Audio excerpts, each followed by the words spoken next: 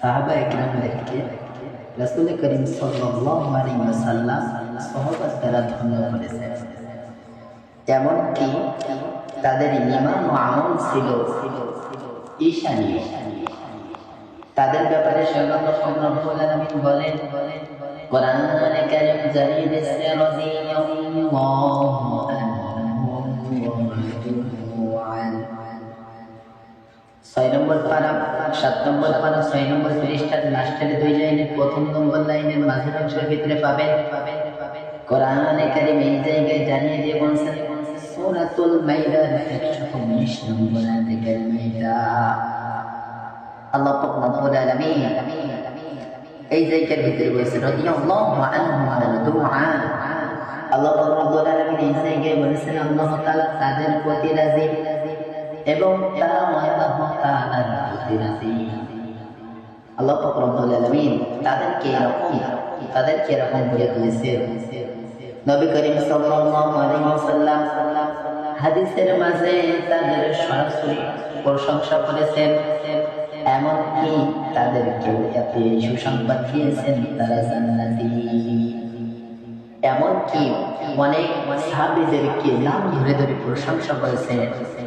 এমনকি শুধু তাই নয়, এত সব সত্ত্বেও তাদের ভিতরে ইবাদত আমল কবুল না হওয়ার সিদ্ধান্ত থাকতো, কবুল না হওয়ার ব্যস্ততা তাদের ভিতরে থাকতো। যদি ইবাদতটা কবুল না হয়, যদি আমলটা কবুল না হয়, এই আতঙ্ক তাদের ভিতরে থাকতো, এই আশঙ্কা তাদের ভিতরে থাকতো। এমনকি হযরত আবু বকর রাদিয়াল্লাহু তাআলা আনহু নবী করিম সাল্লাল্লাহু আলাইহি ওয়াসাল্লাম তার উপাধি দিয়েছিলেন সিদ্দিক।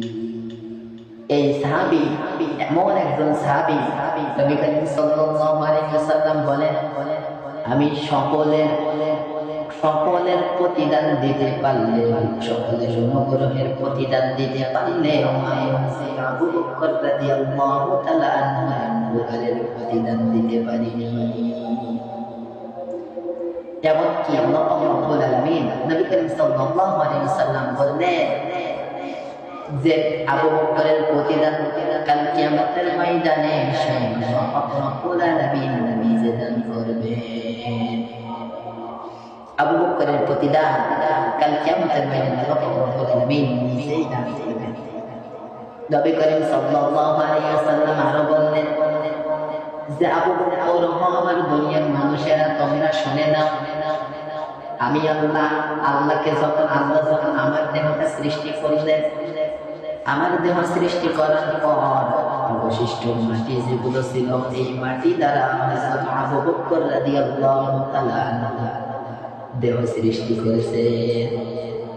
আবু বকর রাদিয়াল্লাহু তাআলা আনহু দেহ সৃষ্টি করার পর যে মাটিটুকু অবশিষ্ট ছিল, সেই মাটি দিয়ে হযরত ওমর ফারুক রাদিয়াল্লাহু তাআলা আনহুর দেহ সৃষ্টি করেছেন।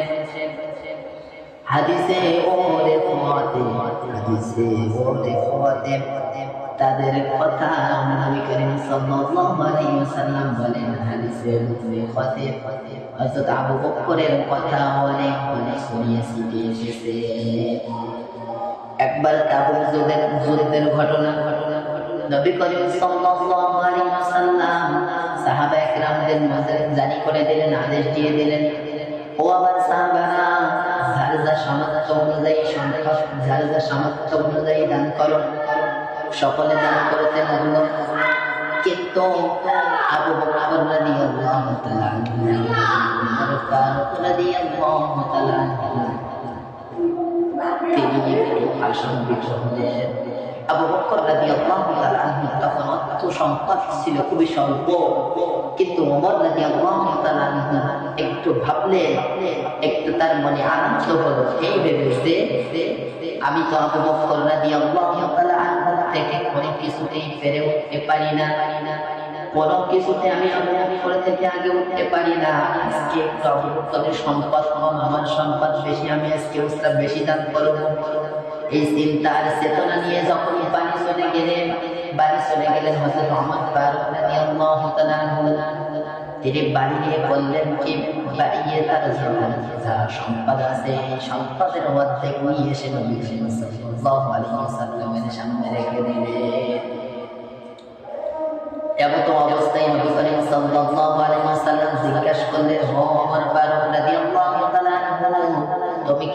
পরিবার পরিজনের জন্য কিছু রেখে এসেছো। এই কথা বলল যখন হযরত ওমর ফারুক রাদিয়াল্লাহু তাআলা আনহু বললেন, ইয়া রাসূলুল্লাহ, ইয়া হাবিবাল্লাহ, যে পরিমাণ সম্পদ আমি আপনার এখানে এনেছি, এই পরিমাণ সম্পদ আমি আমার পরিবার পরিজনের জন্য রেখে এসেছি। এমত অবস্থায় হযরত আবু বকর রাদিয়াল্লাহু তাআলা আনহু তার সমস্ত মাল সামানা সম্পদ নিয়ে এসে নবী করিম সাল্লাল্লাহু আলাইহি ওয়াসাল্লামের কাছে জমা দিলেন। জমা দেওয়ার পর তখন নবী করিম সাল্লাল্লাহু আলাইহি ওয়াসাল্লাম আবু বকর রাদিয়াল্লাহু তাআলা আনহুকে প্রশ্ন করলেন, ও সাহাবী আবু বকর, তুমি কি তোমার পরিবার পরিজনের জন্য কিছু রেখে এসেছো? তখন আবু বকর রাদিয়াল্লাহু তাআলা আনহু বললেন, ইয়া রাসূলুল্লাহ, ইয়া হাবিবাল্লাহ, আমি আমার পরিবার পরিজনের জন্য আল্লাহ এবং আল্লাহর রাসূলকে রেখে এসেছি। সুবহানাল্লাহ। তখন আবু বকর রাদিয়াল্লাহু তাআলা আনহু বললেন, ইয়া রাসূলুল্লাহ, ইয়া হাবিবাল্লাহ, আমার পরিজনের দায়িত্ব তো আমি দেব না। আমার পরিবার পরিজনের দায়িত্ব, পরিবার পরিজনের জন্য আমি একমাত্র আল্লাহ এবং আল্লাহর রাসূলকে রেখে এসেছি। সুবহানাল্লাহ। সুতরাং আল্লাহ পাক রব্বুল আলামিন সাহাবাদের ঈমান দেখেন কেমন, এই ঘটনা শুনলেই বোঝা যায়। এই কথা যখন বললেন যে আমি আমার পরিবার পরিজনের জন্য একমাত্র আল্লাহ এবং আল্লাহর রাসূলকে রেখে এসেছি, তখনই ওমর ফারুক রাদিয়াল্লাহু তাআলা আনহু মনে মনে ভাবতে শুরু করলেন যে আমি কোন ক্ষেত্রেই আবু বকর থেকে বেড়ে উঠতে পারবো না। হাদিসের ইখওয়ানের ভিতরে এসেছেন যে যখন আবু বকর রাদিয়াল্লাহু তাআলা আনহু তিনি দান করার জন্য গায়ের জামা পর্যন্ত খুলে দিয়েছিলেন, ছোটের বস্তা পরে তিনি ছিলেন, গায়ের জামা পর্যন্ত তিনি দান করে দিয়েছিলেন। এমনকি বাড়ির দেয়ালে করে খুঁজেছে সুসের পরিমাণ জিনিস যদি কিছু দান করার মতো পাওয়া যায়। এরকম ভাবে তিনি ইসলামের জন্য দান কিভাবে করতে হয়, আপনি আমি তো সাধারণত দান করতে গেলে যদি 2-5 জায়গায় যদি 1000 টাকা চাওয়া হয় তাহলে আপনার আমার মেজাজটা গরম হয়ে যায়। কিন্তু সাহাবায়ে কেরামদের বিষয় ছিল ভিন্ন। তাদের ভিতরে প্রতিযোগিতা চলতো, 500 টাকা দান করেছে, আমি 1000 টাকা দান করবো কিভাবে।